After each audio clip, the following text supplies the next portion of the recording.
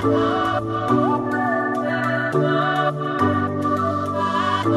tu as un souci par rapport aux démarches à suivre jusqu'à l'obtention du visa, peu importe la destination que tu as choisie, abonne-toi à ma chaîne dès maintenant. Assalamu alaikum wa rahmatullahi wa barakatuh, mes frères et sœurs l'islam. Bonsoir à tous mes frères chrétiens. J'espère que vous portez aussi à merveille pour moi. L'objectif n'est pas encore changé, c'est toujours le même objectif, on est là, juste pour partager avec vous des expériences de voyage, les démarches à suivre jusqu'à l'obtention de visa. Mon frère et ma soeur, prenez siège et regardez la vidéo avec moi. Rester en Europe durant beaucoup de temps, mais durant quelques années, et ne pas construire dans mon pays d'origine, est-ce que c'est un problème ça? C'est pas un problème. On me dit de venir, on me dit de venir, on me dit de venir. Voilà, je suis rentré en Europe aujourd'hui et voilà ce que je suis devenu. Est-ce que c'est un souci ça? C'est pas aussi un souci ça. Mon frère et ma soeur, j'envoie les photos, j'envoie les belles vidéos à la maison. Toute la maison sait que je suis déjà à l'aise. Est-ce que c'est aussi un souci ça? C'est pas aussi un souci. Donc prenez siège et regardez la vidéo du début jusqu'à la fin. Donc on y va. On te dit toujours viens en Europe, viens en Europe, viens en Europe, mon frère, ici en Europe, voici ce qu'on fait. Regardez, mon âme de combat. Yasoula, tu penses que c'est pour aller dans le bureau? Mon frère, c'est pour aller essuyer. Mon frère, besoin de quelqu'un. C'est pour aller essuyer dans le chantier. Bon, pardon, avant de venir en Europe. C'est pas pour venir en Europe ou dans le bureau. Oh, nous, c'est ce qu'on nous a dit. Oh. Nous voilà, nous voici, c'est gâté sur moi. Bon, mon frère, travaille que tu refuses au pays là. C'est ce que nous on fait ici. Je ne veux pas tirer plus au pays, c'est ce que nous on fait. Je dis pardon. Enfin, moi, mon frère, il m'avait 5, 50 euros, 20 euros, 100 euros. Mon frère, bah, il faut juste les lâcher en Afrique. Nous aussi, là, c'est ça. Attends, bon, là, c'est ce que moi, il fait. Vous voyez? Bon, pardon, car à celui qui m'a dit, mon frère, envoie-moi 5 euros. Mon frère, je vais te ramasser. Je vais vous dire une vérité. Il y a des personnes qui admirent les vidéos qu'on fait. Oui, on est dans certains endroits bien parce qu'on a quitté l'Afrique ou patati patata. Les réalités sont tout autres. Mais juste vous dire quelque chose. Quand on vous envoie quelque chose, quand vous sollicitez, on ne refuse pas. Mais on travaille durement. Là, présentement, ceux qui connaissent, ceux qui vont reconnaître l'endroit ou ceux qui savent ce qu'on fait dans l'endroit où il y a des bois, qu'on coupe et autres, parce que là, j'ai agi en tant que bûcheron. On a coupé tout ça. Tout ce que vous voyez aux alentours, regardez, on a coupé parce qu'on va faire monter ça dans des chalets. Je vous dis en vérité, on travaille durement. Quand on vous remet quelque chose, sachez apprécier le minimum qu'on vous apporte. On n'est pas obligé. Moi, je ne viens pas dire aux gens, oui, venez chocolat dans la bouche des gens, me mettre dans des endroits où ils payent, on regarde, oh, il vit bien. Non, je ne fais pas miroiter ce rêve-là à quelqu'un. Je vous dis en vérité, moi, je fais toutes sortes de boulot. Aujourd'hui, je suis bûcheron. Demain, vous allez me voir cuisiner. Après, demain, vous allez me voir coach sportif. Et bien d'autres choses. Alors, je vais vous dire quelque chose. Sachez apprécier le minimum qu'on vous apporte. Si vous avez un frère qui est de l'autre côté, c'est vrai, il y a des vidéos, il y a tout, il va faire. Mais ça ne fait pas de lui quelqu'un qui a une banque d'argent. On travaille durement. Il n'y a personne pour nous aider, nous autres. Nous, on a le minimum pour vous apporter. Mais qui nous donne quelque chose? C'est la sueur de notre front. C'est le froid, la souffrance dans le froid. Et encore, quand on vous aime là-bas, au pays, quand on essaie de vous apporter un minimum, c'est pas parce qu'on a des milliards, c'est pas parce qu'on veut cacher de l'argent. C'est parce qu'on s'est dit non, la personne est là-bas toute seule. On va lui apporter un peu un brin de souris. Mais vous n'êtes pas satisfait. Ayez pitié de nous autres. Ayez pitié. Mes frères, vous aussi, vous montrez trop des vidéos, on dirait que c'est là-bas vous vivez. On sait plus ou moins comment on vit ici. Arrêtons de faire rêver les gens. Dites les réalités aux gens. Oui, là je suis un bûcheron. Demain vous allez me voir dans un autre endroit. Je vous dis ce que je fais là-bas. Je n'empêche pas quelqu'un d'arriver. Je le dis ouvertement. Mais si tu es prêt à venir à moins 10, et là c'est la température, c'est comme une température estivale. Ici, j'ai dit moins 10 degrés. Plus qu'un congélateur. Mais je coupe les fagots, je suis bûcheron, je les ai abattus, toute la... Je vais les rentrer, on va aller faire des charreries avec ça. Alors, ayez pitié. Quand on vous envoie un minimum là, sachez apprécier ce qu'on vous donne. Voilà. Ça va pas te plaire ce que je vais te dire, mais je suis obligée de te dire la vérité. Si tu crois que le fait que tu es en train de te sacrifier pour aider ta famille au bled financièrement, tu penses que tu es en train de leur rendre service, tu te cours. Vouloir aider sa famille au bled, ce n'est pas du tout une mauvaise chose. Au contraire, ça peut vraiment être un pourquoi vraiment puissant. Ça peut vraiment être ton moteur, ce qui va te permettre de tenir debout même quand tu as envie de tout abandonner. Mais il faut savoir les aider de façon intelligente. T'endetter pour pouvoir leur envoyer une certaine somme chaque mois au bled, ce n'est pas les aider, c'est les rendre dépendants de toi. Comment tu veux aider des gens à sortir de la galère si toi-même tu es dans la galère? Donc si tu veux vraiment aider ta famille au bled, construis-toi, toi d'abord. Déjà dans un premier temps, sois honnête avec eux, dis-leur la vérité. Dis-leur que là, pour l'instant, tu es en train de te construire, donc tu ne pourras pas leur envoyer une certaine somme tous les mois.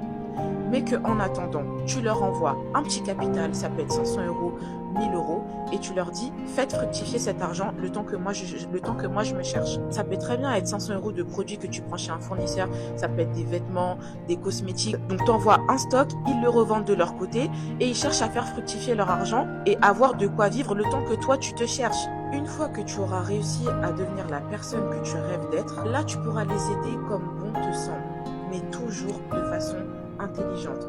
Les rendre dépendants de toi, ce n'est pas la solution.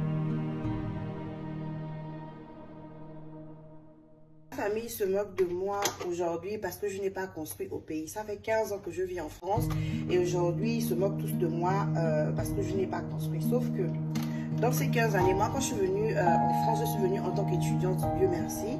Et quand je suis venue, c'est une amie qui m'avait hébergée. Je pense qu'elle m'a hébergée pendant 3 mois et après, Dieu merci encore, j'ai eu une place au Crous. Au Crous, je payais 240 euros, je pense.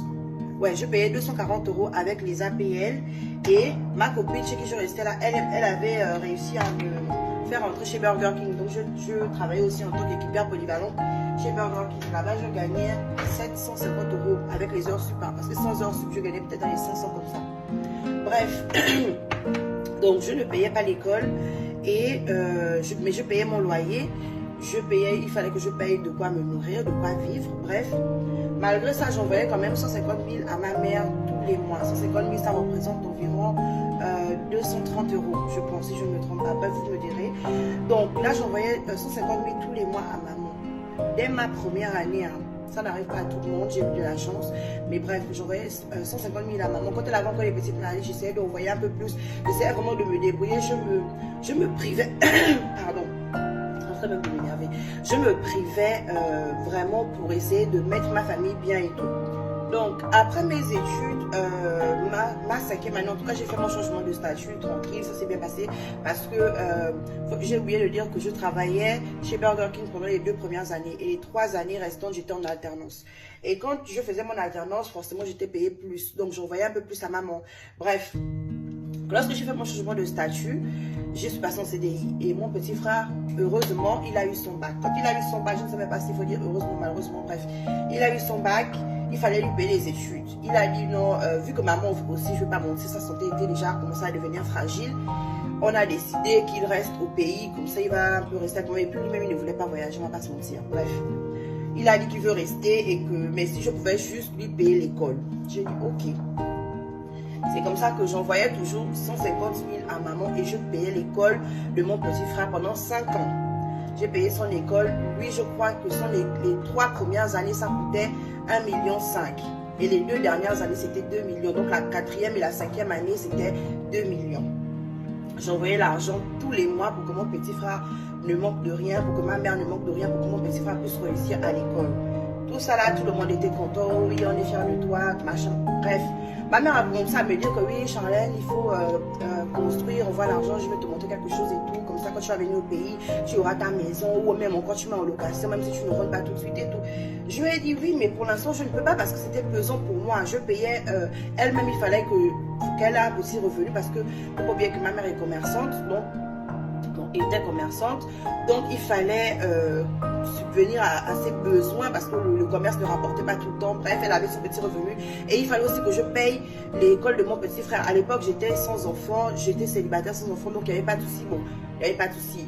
J'arrivais en tout cas à gérer entre ça et puis moi, ma vie en France, j'avais un loyer à payer, les factures, vous savez, en tout cas ceux qui vivent en Europe, vous savez comment ça se passe et combien de fois c'est dur.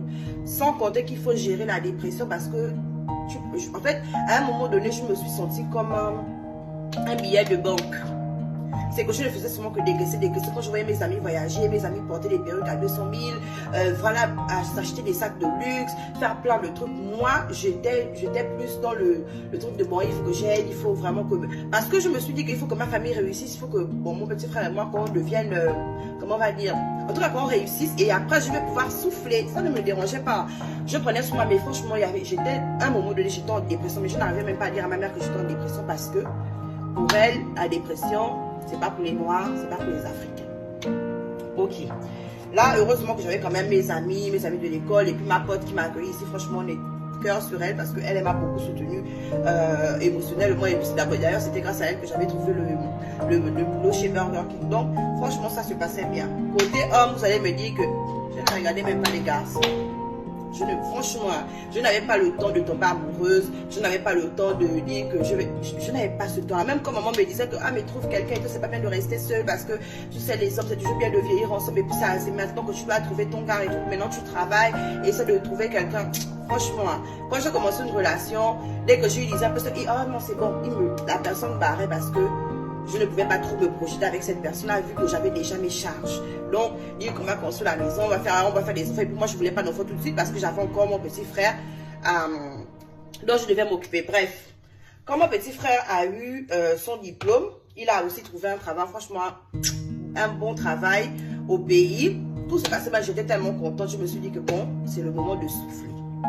Donc, lui, il a trouvé son travail, il est resté auprès de maman et il a commencé à faire ses petits travaux, construire sa maison. Moi, à ce moment-là, je suis tombée sur un homme au travail aussi. Bref, je sais que c'est pas bien l'amour au travail, mais pour moi, ça marchait. Donc, je suis tombée sur mon mari au travail. On a commencé la relation. Ça se passait plus ou moins bien quand je lui disais ce que je faisais pour ma famille. Et tout, il me disait, ah, mais c'est bien. En tout cas, maintenant, tu souffres. Je dis oui. Franchement, c'était aussi une... C'était aussi une épaule parce que je pouvais me reposer sur lui. Et puis j'avais arrêté de payer l'école de mon petit frère et tout. Ok. C'est comme ça qu'une fois mon petit frère m'appelle pour me dire que ah Charlène, envoie l'argent, je vais t'acheter le terrain. Il y a une bonne affaire de terrain, je vais te l'acheter. Comme ça, tu pourras commencer. Au moins, tu as des choses au pays et tout. C'est toujours important, même si tu vis en Europe. J'ai dit à mon petit frère que c'est maintenant que je souffle. Laisse-moi au moins souffler. Et quand je serai prête, je viendrai, je vais acheter mon terrain et je vais commencer quelque chose. Ok, ok. Pendant ce temps, j'avais arrêté de payer l'école de mon petit frère parce que lui, voilà, il avait trouvé son boulot et tout. Mais je m'occupais toujours de maman. Quand il y avait toujours des problèmes, oh la cousine de tel est décédée, oh la cousine de tel a avalé le marteau, l'autre a avalé le serpent, oh le bras s'est cassé, j'envoyais toujours l'argent. Tout ça là, ils n'ont pas vu. Ok. Comme je vous ai dit, j'ai trouvé mon amoureux. On a commencé à construire nos vies. Je suis tombée enceinte. Quand je tombe enceinte, bon, on aménage ensemble, on vit ensemble, tranquille, tout se passe bien et tout. Pendant ce temps, mon petit frère, il construit toujours sa maison. Donc, il a fini de construire sa maison. Pardon, ça va faire un peu de bruit, je suis désolée.